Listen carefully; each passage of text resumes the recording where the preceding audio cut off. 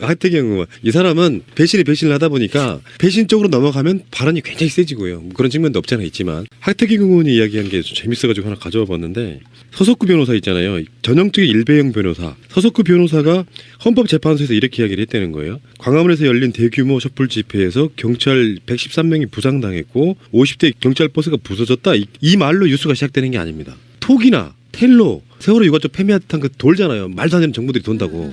이게 요거를 만드는 사람들이 광화문 광장에 평화 집회를 하는 게 아니고 사실 난장판이다 아수라장이다 이야기를 하고 싶은 거예요. 그래서 이걸 돌려.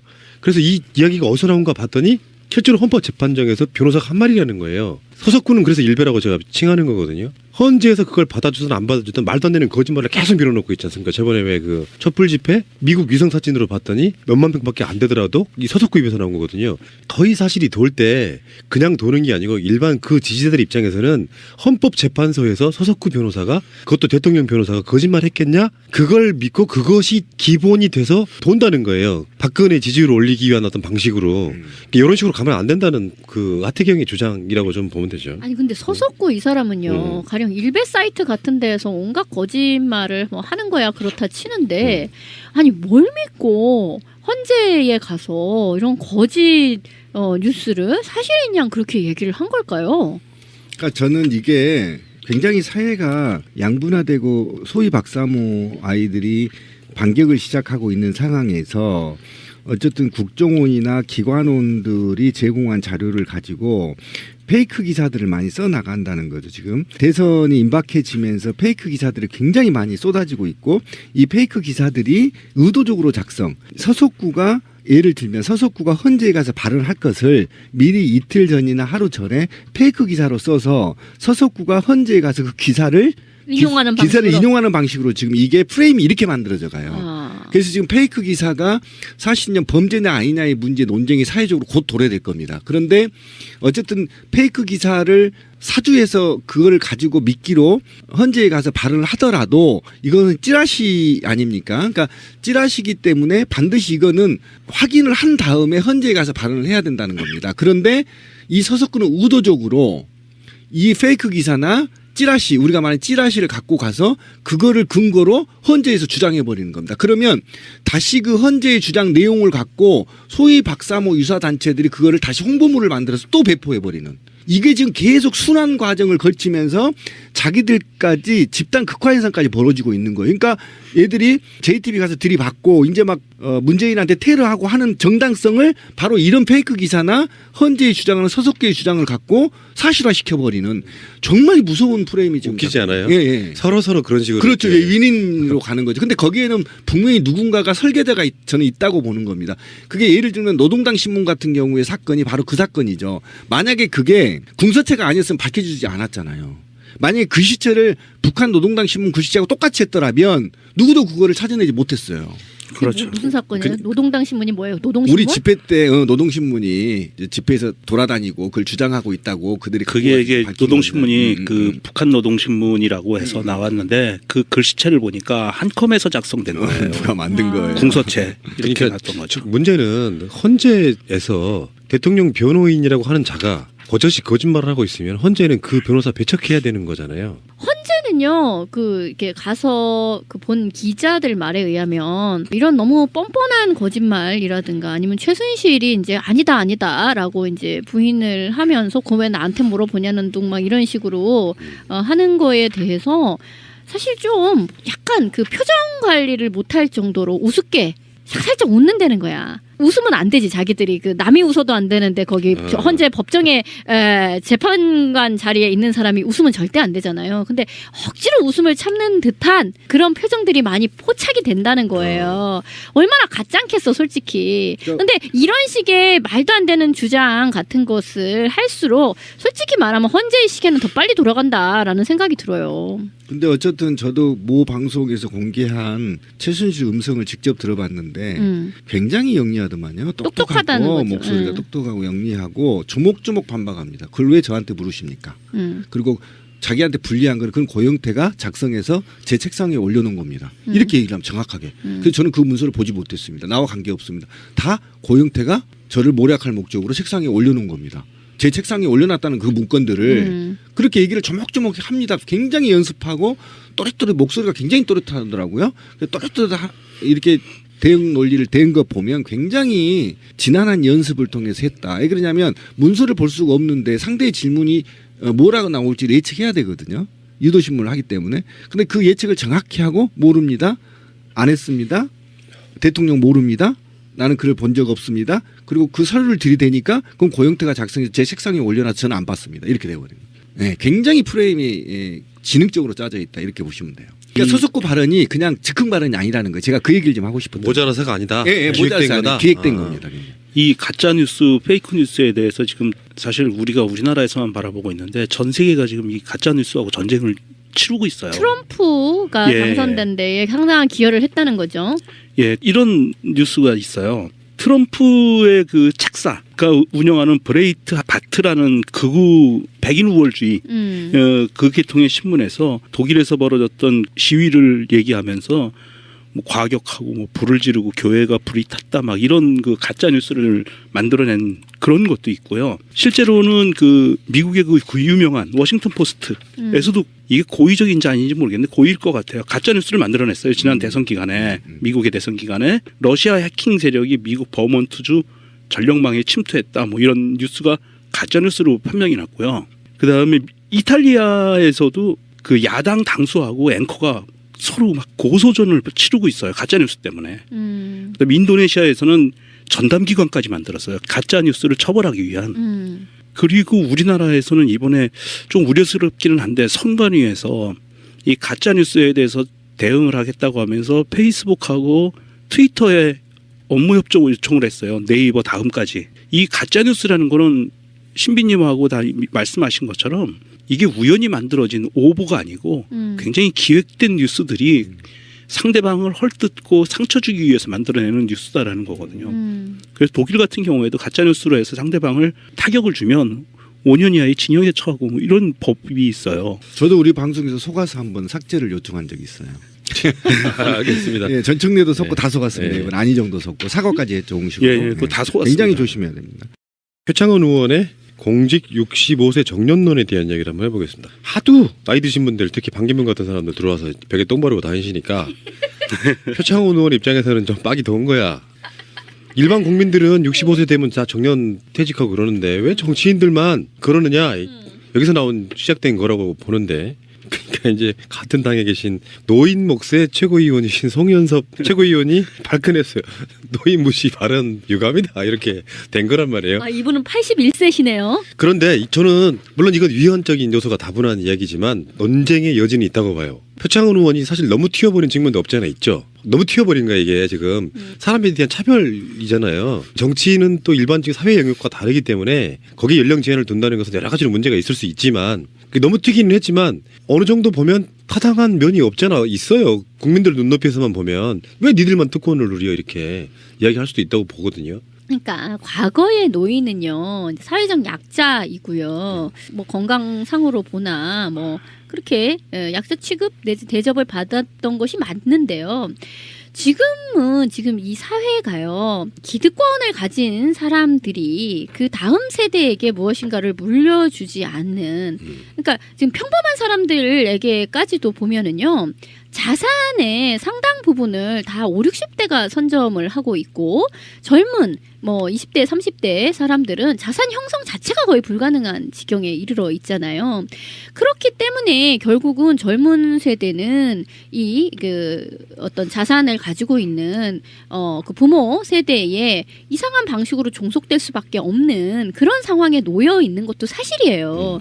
그렇다고 본다면 지금의 노인은 물론 노인도 굉장히 양극화가 되어 있습니다. 노인 아주 빈곤 노인이 있고 그런데 또 한편으로는 기득권층 노인이 있어요. 근데 기득권층 노인은 노인이라고 불리지도 않아요. 사장님으로 불리거나 회장님으로 불리거나 뭐 의원님으로 불리거나 이런 거지. 그거는 이제 노인에 해당되지도 않는 거라.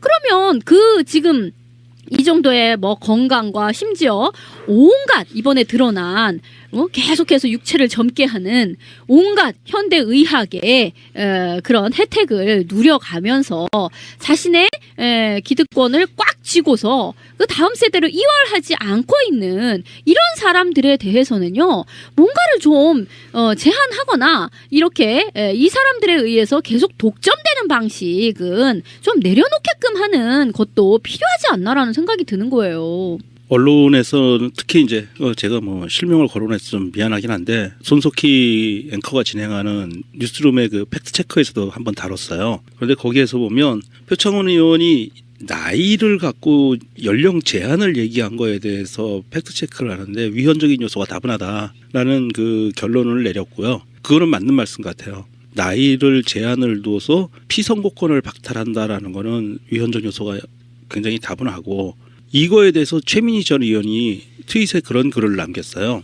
나이 제한보다는 3선 제한을 두는 게 어떻겠느냐. 선수에 대한 그렇죠. 예, 선수에 대한 제한을 두는 게 어떻겠느냐라고 이야기를 남겼는데, 우리 헌법에 보면 그러니까 선거권이 있고 공무단임권이라는 게 있어요. 그래서 선거권에 뭐 직접 비밀, 보통, 평등 선거 이렇게 해가지고 네 가지를 얘기를 하고 있는데, 공무단임권은 엄격하게 제한을 둘 수가 있게 법률로 다 위임을 했거든요. 공무단임권이 이제 피선거권이라든지 공무원이 되는 이런 부분들인데, 이 공무단임권에서는 그러니까 25조에 나오는데 이거를 선거법을 개정하면 얼마든지 3선으로 제한한다. 이게 가능해요. 선거법에서 국회의원이라든지 대통령이라든지 최저 연령 제한을 두고 있거든요. 그렇죠. 뭐 25세 이상이어야 된다 이런 등등이 40세 이상 있으니까. 그렇게 두고 있는데, 나이를 높은 많은 나이를 제한을 둘 게 아니라 아예 선수 제한을 두는 게 더 바람직하지 않겠느냐.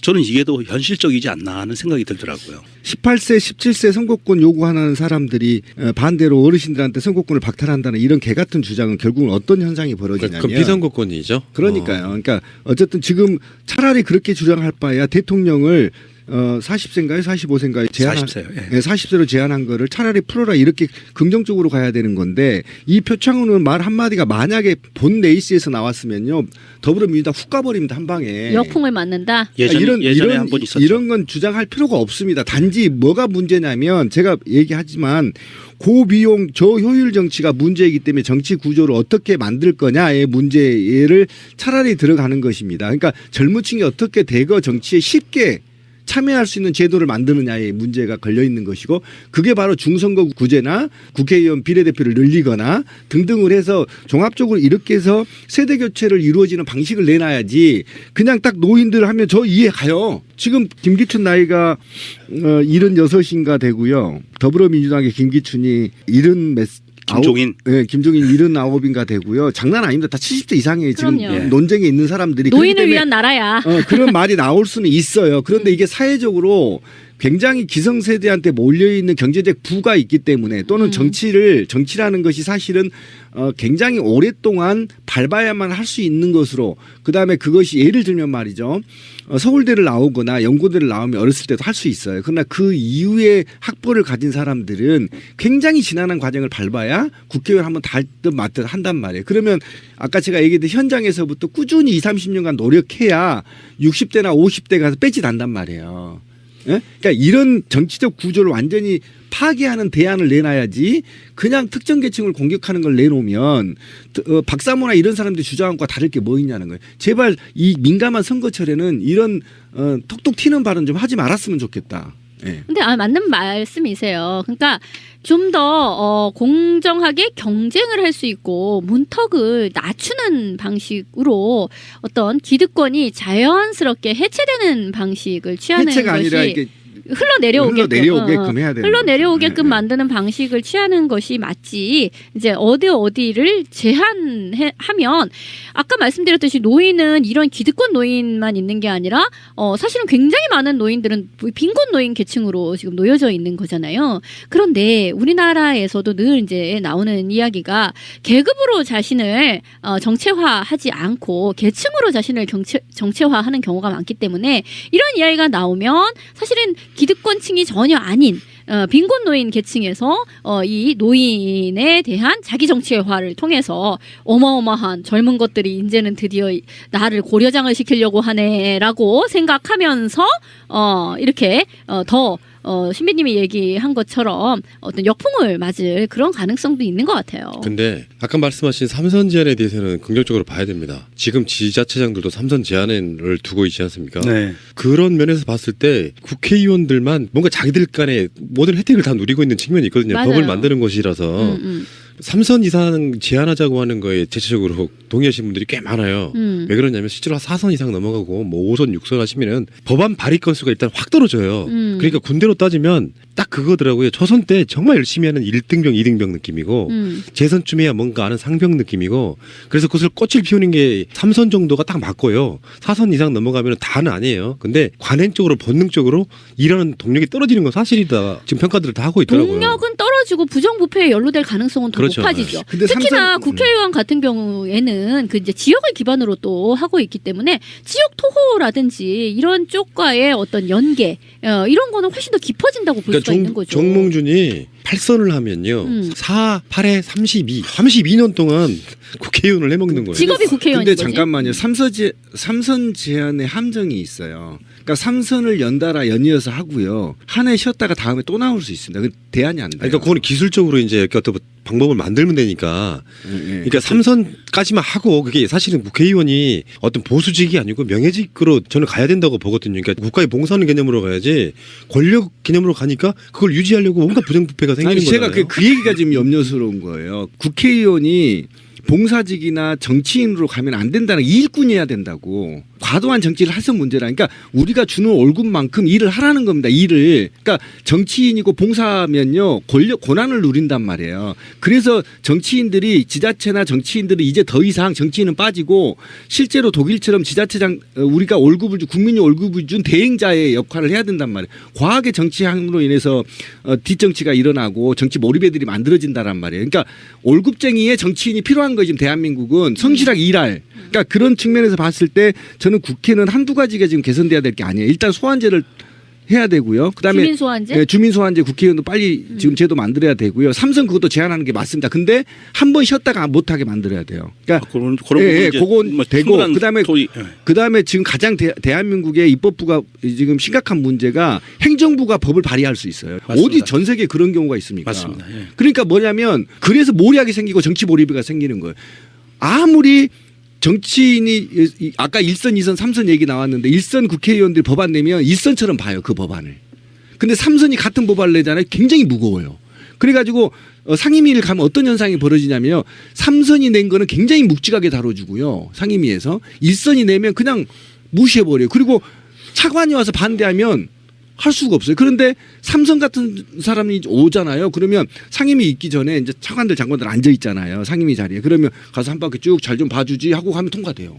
근데 일선이 그거 할 수가 없어요. 이런 개판적인 구조가 돼 있기 때문에 국회가 지금 개판되는 거란 말이에요. 그러니까 어쨌든 뭐 저는 나무님이 이야기한 봉사직 개념으로 가야 되는 건 반대. 두 사람 다 정말 오해하고 있어서 지금 언제 발언을 나가고 있었는데 봉사직이라고 하는 개념이 돈을 무엇으로 주지 말자가 아니라 오케이. 기본 마인드를 바꿔야 된다는 거예요. 국회의원들이 마인드를 내가 나라에 봉사한다 이런 개념이고 봉사라는 게 무보수 이런 개념이 아니고 충분히 어떤 비용은 대줘야죠. 그러니까 권력을 잡겠다라고 하는 의지가 강해지니까 선수를 많이 늘리려고 하는 측면 때문에 국가에 봉사한다는 개념으로 비용은 충분히 주되 삼선으로 아까 말하는 것처럼 이건 저는 가능하다고 봐요. 아 공무원의 봉사 개념 오케이 그건 아니, 그러니까 삼선 연임으로 안 된다. 왜냐하면 한 4년 정도 쉬면요 국회의원들이 오히려 충전이 되고 좋아요. 그럼요. 그러니까 그런 개념으로 저는 그렇죠. 가도 좋겠다라고 생각을 하는 겁니다. 예. 동의합니다. 예. 자 그러면 표창원 의원의 어느 날 새벽에 생각해봤더니 국민들한테 정말 좋은 어떤 정책이 없을까 하고 연구를 하다가 왜 우리 국민들한테만 정년이 있고 국회의원한테 없나 생각을 했을 거라고 생각해요. 지극한 국민사랑이라고 보는데 맞아요. 이 덜kop스가 너무 튀어버리니까 적들한테 정말로 그 노인 편명이 돼버릴 수 있는 신비님이 약간 좀 빡이 도셔갖고 표현을 했는데 저는 그렇게 보고요. 만약에 네. 이분이 지금 표 의원이 캠프에 들어가서 이 발언을 했으면 끝났습니다. 게임. 네. 예. 선거는 끝나버립니다. 한 번. 그런데 그 표창원 의원이 국회의원 신분에서 이런 발언을 했다는 거는 굉장히 우리가 좀 깊이 생각을 해줘야 돼요. 스스로의 위치에서 국회의원들이 자기 위치를 이렇게 표현하기가 쉽지가 않거든요. 예, 그것도 동의해요. 예, 그러니까 이런 부분은 좀 더 이렇게 긍정적인 그렇지. 부분에서 토론을 이어나가서 선수 제안이라든지 이렇게 좀 합의를 찾아나가는 게 더 바람직하지 않나 하는 예. 생각을 합니다. 근데 65세면은요, 가령 뭐 문재인 후보 같은 경우에도 그럼 돼가지고 한 1, 2년 만에 65세가 되면 그건 어떻게 이게 되는 그건 아닌 것 같아요. 이 후보 같은 것이라든지 그 시작점을 보고 있기 때문에 만 65세 됐다 그러면 임기 채우고 나오면 된다. 신문이 뭐예요? 노동신문? 우리 집회 때 노동신문이 이제 집회에서 돌아다니고 그걸 주장하고 있다고 그들이 그게 이게 밝힌 노동신문이 거거든요. 그 북한 노동신문이라고 해서 나왔는데 그 글씨체를 보니까 한컴에서 작성된 거예요. 누가 만든 거예요. 궁서체 이렇게 그러니까 났던 거죠. 문제는 헌재에서 대통령 변호인이라고 하는 자가 버젓이 거짓말을 하고 있으면 헌재는 그 변호사 배척해야 되는 거잖아요. 헌재는요, 이렇게 가서 그 본 기자들 말에 의하면 이런 너무 뻔뻔한 거짓말이라든가 아니면 최순실이 이제 아니다라고 이제 부인을 하면서 그거 왜 나한테 물어보냐는 둥 막 이런 식으로 하는 거에 대해서 사실 좀 약간 그 표정 관리를 못할 정도로 우습게 살짝 웃는다는 거야. 웃으면 안 되지. 자기들이 그 남이 웃어도 안 되는데 페이크 기사들을 많이 써나간다는 거죠. 지금 대선이 임박해지면서 페이크 기사들이 굉장히 많이 쏟아지고 있고 이 페이크 기사들이 의도적으로 작성. 서석구가 예를 들면 서석구가 헌재에 가서 발언할 것을 미리 이틀 전이나 하루 전에 페이크 기사로 써서 서석구가 헌재에 가서 그 기사를 인용하는 기사를 방식으로. 인용하는 방식으로 지금 이게 프레임이 이렇게 만들어져 가요. 아. 그래서 지금 페이크 기사가 사실은 범죄냐 아니냐의 문제 논쟁이 사회적으로 곧 도래될 겁니다. 그런데 어쨌든 페이크 기사를 사주해서 그걸 가지고 미끼로 헌재에 가서 발언을 하더라도 이거는 찌라시 아닙니까? 그러니까 찌라시기 때문에 반드시 이거는 확인을 한 다음에 헌재에 가서 발언을 해야 된다는 겁니다. 그런데 이 서석구는 의도적으로 이 페이크 기사나 찌라시, 우리가 말하는 찌라시를 갖고 가서 하태경 의원 이 사람은 배신을 하다 보니까 배신 쪽으로 넘어가면 발언이 굉장히 세지고요. 뭐 그런 측면도 없잖아 있지만 하태경 의원이 이야기한 게 좀 재밌어가지고 하나 가져와 봤는데 서석구 변호사 있잖아요. 전형적인 일배형 변호사. 서석구 변호사가 헌법재판소에서 이렇게 이야기를 했다는 거예요. 광화문에서 열린 대규모 촛불 집회에서 경찰 113명이 부상당했고 50대 경찰 버스가 부서졌다. 이 말로 뉴스가 시작되는 게 아닙니다. 톡이나 텔로 세월호 유가족 폐미한 그 돌잖아요. 말도 안 되는 정보들이 돈다고. 이게 요거를 만드는 사람들이 광화문 광장에 평화 집회를 하는 게 아니고 사실 난장판이다 아수라장이다 이야기를 하고 싶은 거예요. 그래서 이걸 돌려. 그래서 이 이야기가 어디서 나온가 봤더니 실제로 헌법재판정에서 변호사가 한 말이라는 거예요. 서석구는 그래서 일배라고 제가 칭하는 거거든요. 헌재에서 그걸 받아주든 안 받아주든 말도 안 되는 거짓말을 계속 밀어놓고 있지 않습니까? 저번에 왜 그 촛불 집회 미국 위성사진으로 봤더니 그거를 근거로 헌재에서 주장해 버리는 겁니다. 그러면 다시 그 헌재의 주장 내용을 갖고 소위 박사모 유사 단체들이 그거를 다시 홍보물을 만들어서 또 배포해 버리는. 이게 지금 계속 순환 과정을 거치면서 자기들까지 집단 극화 현상까지 벌어지고 있는 거예요. 그러니까 얘들이 JTBC 가서 들이받고 이제 막 문재인한테 테러하고 하는 정당성을 바로 이런 페이크 기사나 헌재의 주장하는 서석구의 주장을 갖고 사실화 시켜버리는 정말 무서운 프레임이 지금 웃기지 않아요? 예, 예. 서로 그런 식으로 그렇죠. 이렇게. 예, 윈윈으로 가는 거죠. 근데 거기에는 분명히 누군가가 설계자가 저는 있다고 보는 겁니다. 그게 예를 들면 노동당 신문 같은 경우의 사건이 바로 그 사건이죠. 만약에 그게 궁서체가 아니었으면 밝혀지지 않았잖아요. 만약에 그 시체를 북한 노동당 신문 그 시체하고 똑같이 했더라면 누구도 그거를 찾아내지 못했어요. 그렇죠. 무슨 사건이에요? 그- 노동당 신문. 5만 평밖에 안 되더라도 이 서석구 입에서 나온 거거든요. 거의 사실이 돌 때 그냥 도는 게 아니고 일반 그 지지자들 입장에서는 헌법재판소에서 서석구 변호사가 그것도 대통령 변호사가 거짓말했겠냐? 그걸 믿고 그것이 기본이 돼서 돈다는 거예요. 박근혜 지지율을 올리기 위한 어떤 방식으로 이런 식으로 가면 안 된다는 그 하태경의 주장이라고 좀 보면 되죠. 아니 근데 서석구 이 사람은요 가령 일베 사이트 같은 데에서 온갖 거짓말을 뭐 하는 거야 그렇다 치는데 아니 뭘 믿고 헌재에 가서 이런 거짓 뉴스를 사실인 양 그렇게 얘기를 한 걸까요? 그러니까 저는 이게 굉장히 사회가 양분화되고 소위 박사모 아이들이 반격을 시작하고 있는 상황에서 어쨌든 국정원이나 기관원들이 제공한 자료를 가지고